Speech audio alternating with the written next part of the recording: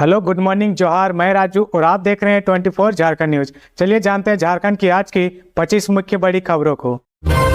झारखंड में 22 जनवरी को सरकारी स्कूल रहेंगे बंद, सरकारी ऑफिस में 2:30 बजे तक रहेगी छुट्टी। 22 जनवरी को अयोध्या राम मंदिर में प्राण प्रतिष्ठा समारोह को लेकर पूरा देश राममय है। झारखंड में भी इसे लेकर लोगों में खासा उत्साह है। सीएम हेमंत सोरेन ने मुख्य सचिव को सरकारी स्कूलों व कार्यालयों में छुट्टी को लेकर निर्देश दिया है। इसके तहत सभी सरकारी कार्यालय 2:30 बजे तक बंद रखने का निर्देश दिया गया है। वहीं सरकारी स्कूलों को दिन भर बंद रखने का निर्देश दिया गया है। कार्मिक प्रशासनिक सुधार तथा राज्य भाषा विभाग द्वारा अवकाश को लेकर रविवार को अधिसूचना जारी की गई है। इसके अनुसार श्री राम लल्ला की अयोध्या में प्राण प्रतिष्ठा के अवसर पर सोमवार यानी 22 जनवरी को दोपहर 2:30 बजे तक झारखंड के सभी कार्यालय, प्रतिष्ठान, सार्वजनिक बैंकों में एनआई एक्ट के तहत अवकाश घोषित किया जाता है। झारखंड समेत पूरे देश विदेश में इस खास मौके को सेलिब्रेट करने की तैयारियां की जा रही है। राज्य में एक तरफ जहां मंदिरों में धार्मिक अनुष्ठान होंगे, वहीं घरों को भी सजाया जाएगा। झारखंड को राममय बनाने की तैयारी की जा रही है। राम धुन से गली मोहल्ले गूंज रहे हैं। माहौल पूरा धार्मिक हो गया है। हर तरफ मर्यादा पुरुषोत्तम श्री राम की प्राण प्रतिष्ठा को लेकर जश्न देखा जा रहा है। हर वर्ग में इसे लेकर खासा उत्साह है। ऐसे में हेमंत सोरेन सरकार ने अवकाश देकर स्कूली बच्चे के साथ साथ सरकारी कर्मचारियों को भी इस पल का गवाह बनाने का अवसर दिया है। विश्व की सबसे बड़ी भगवान श्री राम की रंगोली का केंद्रीय मंत्री अर्जुन मुंडा करेंगे उद्घाटन। 22 जनवरी को अयोध्या राम मंदिर की प्राण प्रतिष्ठा को लेकर देश राममय है।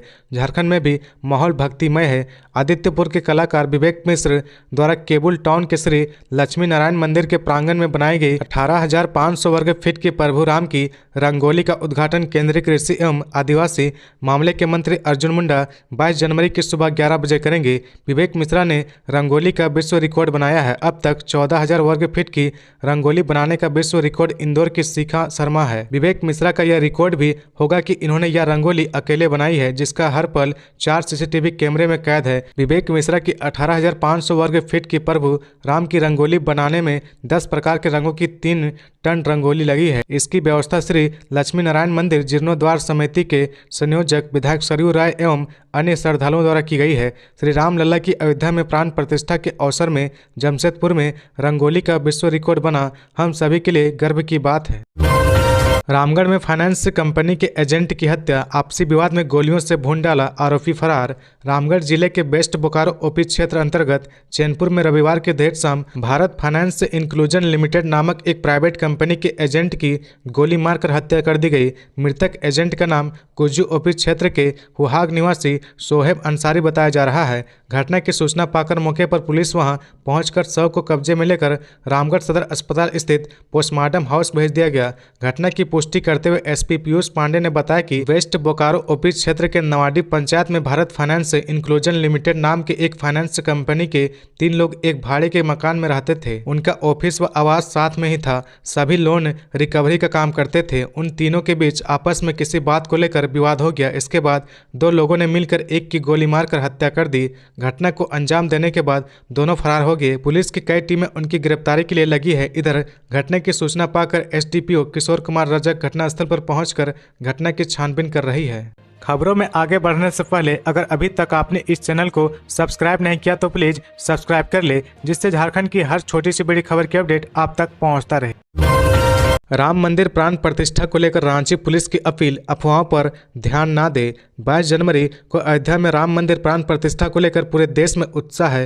राजधानी रांची में कई कार्यक्रमों का आयोजन किया गया है। इसी बीच रांची में सुरक्षा व्यवस्था चाक चौबंद की गई है। रविवार को वरीय पुलिस पदाधिकारियों और जवानों ने फ्लैग मार्च किया। रांची जिला प्रशासन ने लोगों से उत्साह के साथ कार्यक्रमों में भाग लेने की अपील की है। रांची जिला प्रशासन ने लोगों से उत्साह के साथ कार्यक्रमों में भाग लेने की अपील की है। रांची जिला प्रशासन ने लोगों से अफवाहों में ध्यान न देकर राम मंदिर प्राण प्रतिष्ठा का उत्सव मनाने की अपील की है। रांची पुलिस ने लोगों से विशेष आग्रह की कि वे ना तो सोशल मीडिया में प्रशासित किसी अफवाह पर ध्यान दें और न ही उनको अग्रसरित करे। रांची पुलिस ने कहा कि सोशल मीडिया पोस्ट पर उनकी विशेष निगाह रहेगी। रांची पुलिस ने कहा कि 22 जनवरी को अयोध्या में श्री राम लल्ला की प्राण प्रतिष्ठा के मद्देनजर किसी भी प्रकार की धार्मिक भावना भड़काने, धार्मिक भावनाओं को ठोस पहुँचाने ने भ्रामक जानकारी देने या सोशल मीडिया पर अफवाह फैलाने की स्थिति में कड़ी कार्रवाई की जाएगी। लोगों से अपील की गई कि ऐसा कोई भी पोस्ट ना करे जिससे शांति व्यवस्था भंग होने की आशंका हो। रांची जिला प्रशासन ने कहा कि उनकी निगाह सोशल मीडिया पर बनी हुई है। सोशल मीडिया में किसी भी प्रकार का आपत्तिजनक, भड़काऊ या सांप्रदायिक सौहार्द बिगाड़ने वाला पोस्ट दंडनीय अपराध होगा। जेपीएससी पीटी में बदला पैटर्न, झारखंड पर आधारित था सेकेंड पेपर। जेपीएससी की ओर से सिविल सेवा बैकलॉग पीटी का आयोजन रविवार को रांची के 8 केंद्रों पर किया गया। इसमें 3400 अभ्यर्थी शामिल हुए। परीक्षा दे रहे अभ्यर्थी ने बताया कि इस बार सिविल सेवा परीक्षा का पैटर्न पूरी तरह बदला हुआ है। सवाल यूपीएससी स्तर का था। दूसरा पेपर पूरी तरह झारखंड पर आधारित था। इसके अलावा करंट अफेयर से जुड़े सवाल थे जो 2 पालियों में परीक्षा हुई। पहली पाली सुबह 10 बजे से 12 बजे तक और दूसरी पाली 2 बजे से 4 बजे तक थी। पहली पाली में पेपर 1 और 2 की परीक्षा हुई। इसके बाद दूसरी पाली में आयोजित सेकेंड पेपर पूरी तरह झारखंड पर आधारित था। अभ्यर्थी राजेश कुदादा ने बताया कि झारखंड से जुड़े जो सवाल थे वह सिलेबस में नहीं थे। वहीं अधिकतर सवाल आंकड़ों पर आधारित थे, जिसमें एक सवाल था कि झारखंड में बेरोजगारी का प्रतिशत क्या है। इसके अलावा पहले पेपर का स्टैंडर्ड काफ़ी हाई था और पेपर कठिन था। वहीं दूसरे अभ्यर्थी प्रेम प्रकाश ने बताया कि स्पोर्ट्स से जुड़ा जो सवाल था वह घुमाकर पूछा गया था। झारखंड की बेटियां बनी 67वीं SGFI फुटबॉल टूर्नामेंट की चैंपियन। पश्चिम बंगाल को 6-0 से हराया। 67वीं SGFI अंडर 14 फुटबॉल टूर्नामेंट में झारखंड की लड़कियां चैंपियन बनी है। झारखंड की बालिका टीम ने पश्चिम बंगाल को 6-0 से बड़े अंतर से हराकर खिताब जीता है। लड़कों को पुरुष वर्ग में बिहार के हाथों 2-0 से शिकस्त का सामना करना पड़ा। विजेता टीम को पेयजल एवं स्वच्छता मंत्री मिथिलेश ठाकुर ने पुरस्कार देकर सम्मानित किया। मोहराबादी के बिरसा मुंडा फुटबॉल स्टेडियम में किताबी मुकाबला हुआ। गौरतलब है कि 27 जनवरी को रांची के बिरसा मुंडा एथलेटिक्स स्टेडियम में school games federation of India के 67वें संस्करण का उद्घाटन हुआ था। अंडर 14 फुटबॉल टूर्नामेंट का आगाज हुआ था। रांची के मोहराबादी मैदान में आयोजित किताबी मुकाबले में मंत्री मिथिलेश ठाकुर, खेल निदेशक सुशांत गौरव, झारखंड शिक्षा परियोजना परिषद की निदेशक किरण कुमारी पासी, राज्य शिक्षा परियोजना के प्रयासी पदाधिकारी जयंत मिश्रा और राज्य कार्यक्रम पदाधिकारी धीरसेन सोरेंग मौजूद थे। टूर्नामेंट में उत्कृष्ट प्रदर्शन करने वाले खिलाड़ियों को भी सम्मानित किया गया। रांची के पहाड़ी मंदिर से निकली श्री राम यात्रा। मर्यादा पुरुषोत्तम के जयघोष से गूंजी राजधानी। अयोध्या राम मंदिर की प्राण प्रतिष्ठा को लेकर पूरा देश राममय है। चारों तरफ श्री राम के जयघोष गूंज रहे हैं। इसी कड़ी में युवा रांची महानगर रामनवमी पूजा समिति युवा महावीर मंडल रांची के बैनर तले रांची के पहाड़ी मंदिर के मुख्य द्वार से रविवार को भव्य श्री राम यात्रा निकाली गई। युवा रांची महानगर रामनवमी पूजा समिति के अध्यक्ष नंद किशोर सिंह चंदेल ने कहा कि पिछले कई दिनों से इसकी तैयारी की जा रही थी। श्री राम यात्रा के दौरान भगवान श्री राम के जयघोष से पूरी रांची गुंजमय हो गई। छोटे छोटे बच्चों ने भी इस कार्यक्रम में भगवान के स्वरूप में बढ़ चढ़कर हिस्सा लिया। राम भक्तों का उत्साह देखते बन रहा था। रांची के पहाड़ी मंदिर से निकाली गई यह भव्य श्री राम यात्रा रातू रोड, दुर्गा मंदिर, न्यू मार्केट चौक, लोहापट्टी, अपर बाजार, महावीर चौक, गांधी चौक, शहीद चौक होते हुए मेन रोड स्थित अल्बर्ट इक्का चौक पहुंची। हमेशा की तरह युवा रांची महानगर रामनवमी पूजा समिति द्वारा शहर के लोगों को जोड़कर इस भक्ति कार्यक्रम का आयोजन किया गया। सरकार को गिराकर राष्ट्रपति शासन लगाने की साजिश थी। सीएम आवास के बाहर सीआरपीएफ की तैनाती पर बोला झामुमो। शनिवार को जमीन घोटाला केस में मुख्यमंत्री हेमंत सोरेन से पूछताछ के दौरान सीएम आवास के बाहर केंद्रीय रिजर्व पुलिस बल की तैनाती को झारखंड मुक्ति मोर्चा ने राष्ट्रपति शासन लगाने की साजिश बताया है। झारखंड मुक्ति मोर्चा ने कहा कि यह संभवतः मौजूदा सरकार को अपदस्थ कर यहां राष्ट्रपति शासन लगाने की साजिश के तहत किया गया प्रयास था। झामुमो ने कहा कि जब ईडी की कार्रवाई के मद्देनजर रांची जिला प्रशासन ने ईडी अधिकारियों की सुरक्षा सुनिश्चित की, उनके कार्यालय को प्राप्त सुरक्षा दी, विधि व्यवस्था संभालने के लिए 2000 से ज्यादा पुलिसकर्मी और वरीय दंड अधिकारी की नियुक्ति की गई थी, तो वहां सीआरपीएफ जवानों की तैनाती का क्या औचित्य था। झामुमो ने कहा कि केंद्र सरकार की जांच एजेंसियों द्वारा पक्षपातपूर्ण कार्रवाई के विरुद्ध जनता और कार्यकर्ता धरना प्रदर्शन कर रहे हैं। झामुमो ने कहा कि केंद्र सरकार की जांच एजेंसियों द्वारा पक्षपातपूर्ण कार्रवाई के विरुद्ध जनता और कार्यकर्ता धरना प्रदर्शन पर रहे थे। इसको लेकर जिला प्रशासन ने धारा 144 के तहत निषेधाज्ञा लगा रखी थी। इसी बीच 500 से ज़्यादा सीआरपीएफ जवान जिला प्रशासन की अनुमति लिए बिना बसों और ट्रकों में सवार होकर वहां पहुंचे और सीएम आवास में घुसने का प्रयास किया। झामुमो ने आरोप लगाया कि सीआरपीएफ जवान उनके कार्यकर्ताओं से भी उलझे। झामुमो ने इसे भड़काऊ और गैरकानूनी कदम बताया। पार्टी ने यह भी कहा कि यदि कार्यकर्ताओं ने संयम नहीं बरता होता तो हिंसक परिस्थिति उत्पन्न हो सकती थी। राम मंदिर प्राण प्रतिष्ठा समारोह में हिस्सा लेने पत्नी के साथ रवाना हुए सुदेश महतो। आजसू पार्टी के केंद्रीय अध्यक्ष सुदेश महतो अपनी पत्नी के साथ अयोध्या रवाना हो गए हैं। सुदेश महतो आज राम मंदिर प्राण प्रतिष्ठा समारोह में हिस्सा लेंगे। सुदेश महतो को समारोह में झारखंड से राजकीय अतिथि के रूप में शामिल होने का न्योता मिला था। 22 जनवरी को प्रधानमंत्री नरेंद्र मोदी, केंद्रीय मंत्रियों, खेल, सिनेमा, कला और समाज सेवा से जुड़ी चर्चित शख्सियों और साधु संतों की मौजूदगी में राम मंदिर में श्री राम लल्ला की प्राण प्रतिष्ठा की जाएगी। झारखंड में बीजेपी के नेता, सांसद और विधायक 29 जनवरी को एक जत्थे में श्री राम लल्ला के दर्शन पूजन के लिए अयोध्या जाएंगे। आजसू सुप्रियो सुदेश महतो एनडीए गठबंधन का हिस्सा है। पिछला विधानसभा चुनाव अलग लड़ने के बाद इस बार सुदेश महतो भारतीय जनता पार्टी के साथ है। राष्ट्रपति चुनाव में भी सुदेश महतो ने एनडीए उम्मीदवार द्रौपदी मुर्मू का समर्थन किया था। इसके बाद रामगढ़ और डुमरी का उपचुनाव भी साथ मिलकर लड़ा। आगामी लोकसभा और विधानसभा चुनाव भी साथ लड़ेंगे। इसी बीच राम मंदिर प्राण प्रतिष्ठा समारोह में सुदेश महतो को बतौर राजकीय अतिथि आमंत्रित किया गया था। 22 जनवरी को होने वाले समारोह के लिए सुदेश महतो 21 जनवरी को ही अपनी धर्मपत्नी के साथ रवाना हो गए हैं। बाबूलाल मरांडी ने कहा, प्रवक्ता पार्टी का आईना होता है, उसे दोहरी जिम्मेदारी निभानी होगी। झारखंड बीजेपी प्रदेश अध्यक्ष बाबूलाल मरांडी ने नवनियुक्त पार्टी प्रवक्ताओं की बैठक में रविवार को कहा कि किसी पार्टी का प्रवक्ता अपनी पार्टी का आईना होता है, उस पर दोहरी जिम्मेदारी होती है। कहा कि बीजेपी प्रवक्ता को आज 2 स्तरों पर काम करना है। एक ये कि केंद्रीय सरकार और पीएम मोदी के कार्यक्रमों और उपलब्धियों की जानकारी जनता को देनी है और दूसरा, प्रवक्ताओं को झारखंड सरकार की नाकामियों को जनता के सामने लाना है। बता दें कि बीजेपी के नवनियुक्त मीडिया कर्मी और प्रवक्ताओं की परियाचनात्मक बैठक रविवार को प्रदेश कार्यालय में संपन्न हुई। प्रदेश अध्यक्ष व संगठन महामंत्री का स्वागत योगेंद्र प्रताप सिंह और राफिया नाज ने अंग वस्त्र देकर किया। बाबूलाल मरांडी ने इस अवसर पर प्रवक्ताओं की टीम को आवश्यक दिशा निर्देश भी दिए। वहीं प्रदेश संगठन महामंत्री करमबीर सिंह ने कहा कि मीडिया एवं प्रवक्ताओं की टीम पार्टी का एक महत्वपूर्ण अंग है। इस अंग की सक्रियता से पार्टी की सक्रियता दिखाई पड़ती है। उन्होंने कहा कि जनता आज भाषणों पर नहीं, तथ्यों और आंकड़ों पर भरोसा करती है। अब सवाल जवाब थोथी दलीलों से नहीं, साक्ष्यों और प्रमाणों से प्रभावी बनते हैं। उन्होंने कहा कि पार्टी के पास मोदी सरकार की उपलब्धियों के आंकड़े हैं, साथ ही हेमंत सरकार की नाकामियों के भी दस्तावेज हैं, इनका इस्तेमाल करना है। लोकतंत्र बचाओ अभियान का प्रतिनिधिमंडल कांग्रेस प्रदेश अध्यक्ष से मिला। लोकतंत्र बचाओ 2024 अबुआ झारखंड अबुआ राज अभियान के प्रतिनिधिमंडल ने रविवार को कांग्रेस प्रदेश अध्यक्ष राजेश ठाकुर से मुलाकात की है। इस दौरान प्रदेश अध्यक्ष से 2024 लोकसभा चुनाव में हर सीट पर मजबूती जमीनी गठबंधन की मांग की गई है। इस दौरान प्रदेश अध्यक्ष से 2024 लोकसभा चुनाव में हर सीट पर मजबूत जमीनी गठबंधन की मांग की गई है। प्रतिनिधिमंडल ने कहा कि देश और लोकतंत्र के भविष्य के लिए 2024 का लोकसभा चुनाव अत्यंत महत्वपूर्ण है। इंडिया गठबंधन को यह सुनिश्चित करना चाहिए कि हर सीट पर भाजपा के विरुद्ध इंडिया गठबंधन दलों की ओर से एक ही उम्मीदवार हो, लेकिन दुख की बात है कि अभी भी सीटों पर समन्वय स्थापित नहीं हुआ है। अगर इंडिया गठबंधन जनता के साथ मिलकर लोकतंत्र को बचाने के लिए संघर्ष करना चाहता है तो तुरंत सीटों पर समन्वय और जमीनी गठबंधन सुनिश्चित करे। साथ ही जनता की मांग के अनुरूप व क्षेत्र की सामाजिक स्थिति के अनुसार स्थानीय प्रत्याशी का चयन जरूरी है।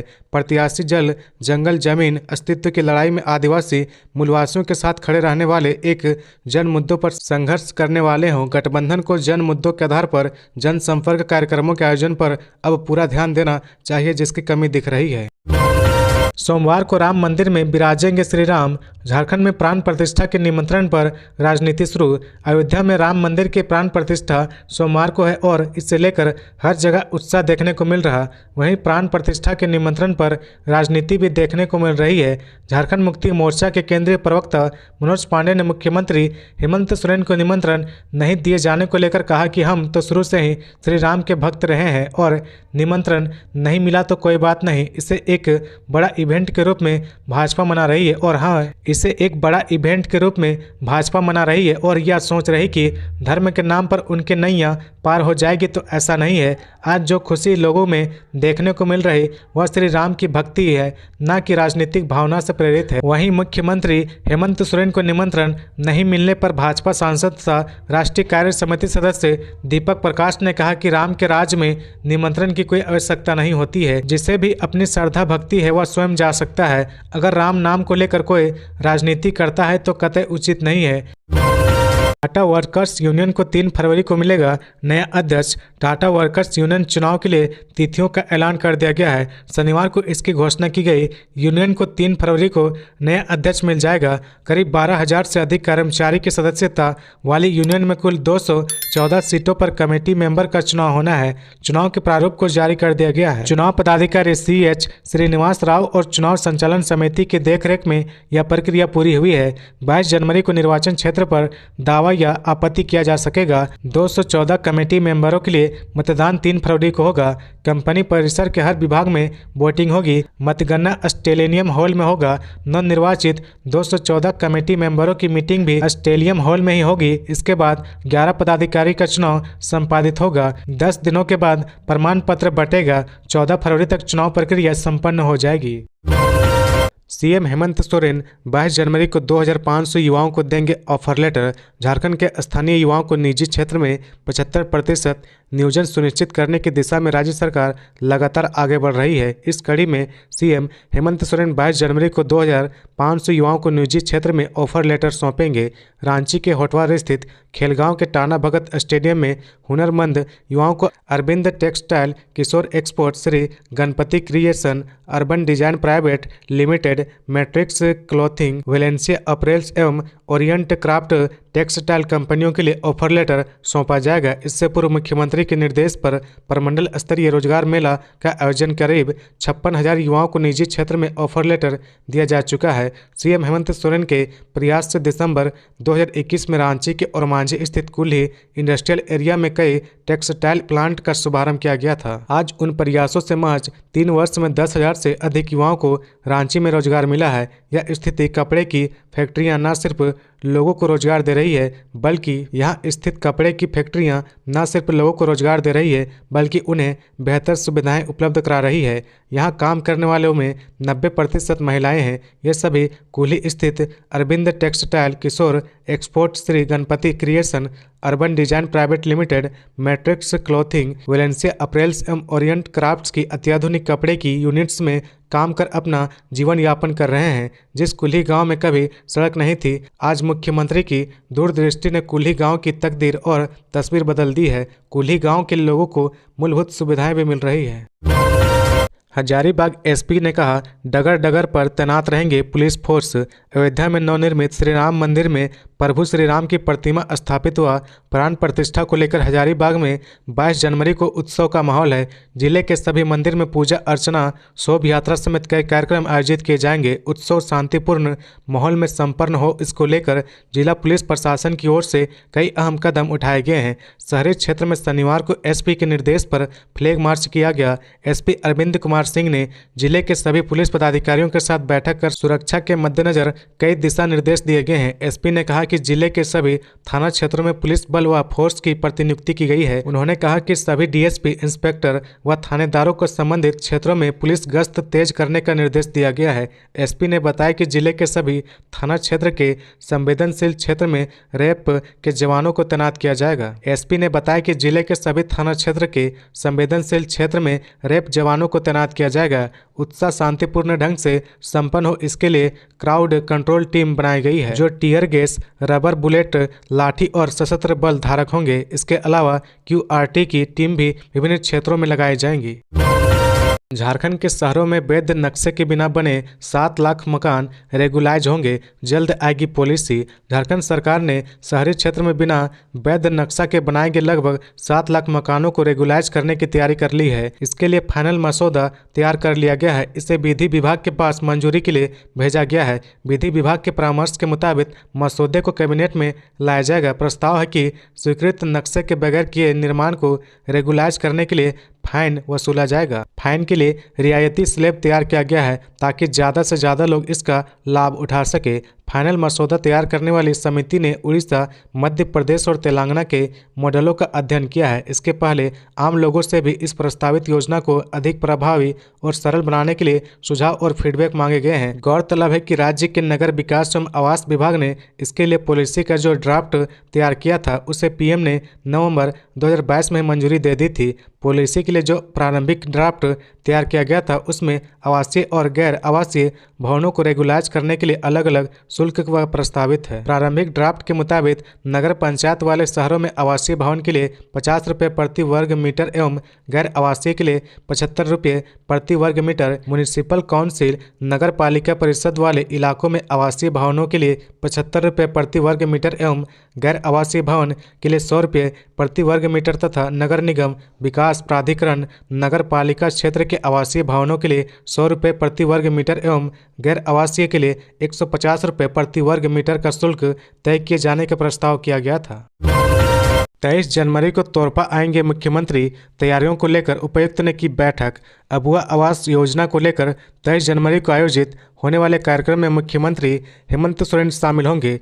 कार्यक्रम तोरपा के NHPC मैदान में कार्यक्रम आयोजित किया जाएगा। कार्यक्रम की तैयारी को लेकर शनिवार को उपायुक्त लोकेश मिश्रा की अध्यक्षता में समाहरणालय सभागार में बैठक किया गया। बैठक में उपायुक्त ने उक्त कार्यक्रम को लेकर विधि व्यवस्था और सुरक्षा व्यवस्था, संधारण, यातायात व्यवस्था और अन्य व्यवस्थाओं को सुदृढ़ करने का निर्देश दिया है। उन्होंने कहा कि कार्यक्रम को लेकर सभी विभाग अपनी अपनी तैयारी पूरी कर ले, सभी आपस में समन्वय स्थापित कर कार्य को गति प्रदान करें। उन्होंने कार्यक्रम को सफल बनाने का निर्देश दिया। वहीं कार्यक्रम स्थल की साफ सफाई की व्यवस्था करने का निर्देश नगर पंचायत कार्यपालक पदाधिकारी को दिया गया है। तो ये थी आज की झारखंड की टॉप बड़ी खबरें। इसी तरह झारखंड की हर छोटी सी बड़ी खबर देखने के लिए आप हमारे चैनल 24 झारखंड न्यूज को सब्सक्राइब करके बेल आइकन प्रेस कर ले, जिससे झारखंड की हर छोटी सी बड़ी खबर की अपडेट आप तक पहुंचता रहे। तो आज के लिए बस इतना ही। हमें दीजिए इजाजत, फिर मिलते हैं नेक्स्ट न्यूज में।